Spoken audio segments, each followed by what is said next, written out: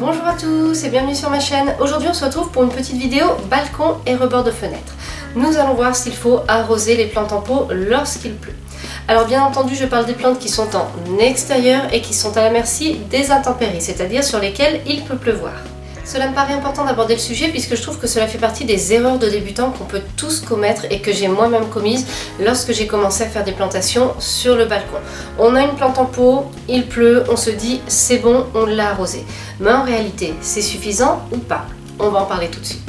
Premier constat, je parle de plantation en France métropolitaine où le climat n'est pas le même toute l'année. Donc je n'ai pas une seule réponse bien ferme à vous faire, mais j'ai une réponse qui va évoluer au fil des saisons.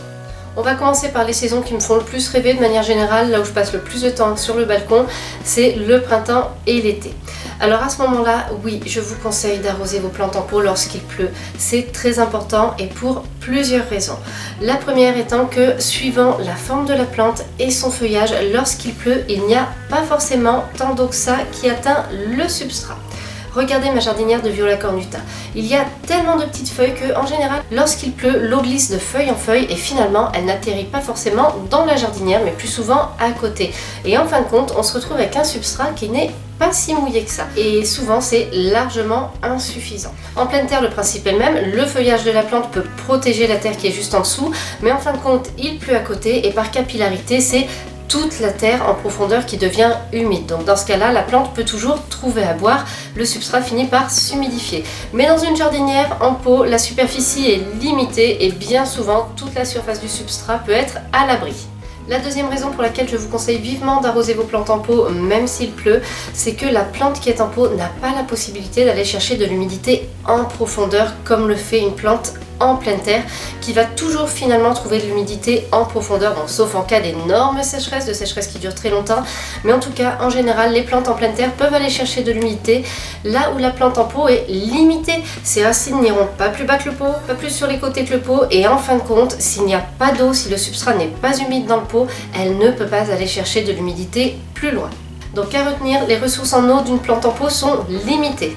Troisième raison, et qui est liée à la précédente, dans un pot, le volume de terre est limité et il s'assèche toujours beaucoup plus vite qu'on ne l'imagine. Même si le pot nous paraît gros, il va sécher très vite. D'autant plus à la belle saison, dès que le soleil commence à taper, même si on essaie de protéger, il fait chaud au niveau du pot et le terreau s'assèche très vite. Malheureusement, souvent, le résultat d'un bon arrosage, ce n'est pas un terreau qui reste humide assez longtemps pour apporter de l'eau à la plante, c'est un terreau qui peut sécher très vite s'il se remet à faire soleil.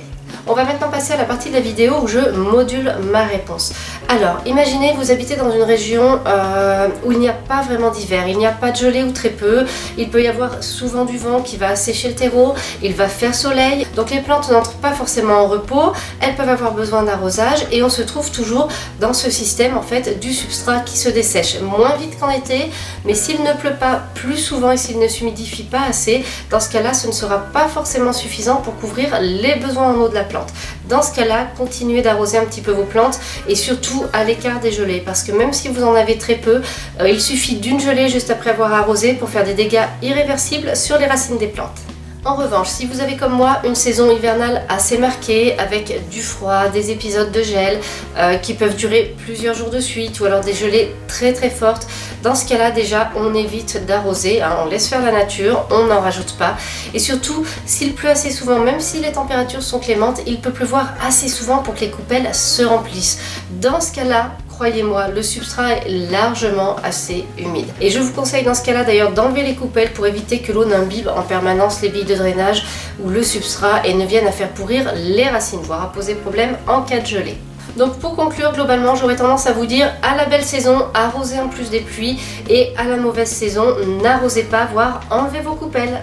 Donc ce sont des conseils généraux qu'il faut appliquer au cas par cas. Ce que je voulais surtout, c'était casser un petit peu ce mythe du débutant comme quoi il pleut, je n'ai pas besoin d'arroser mes plantes en pot.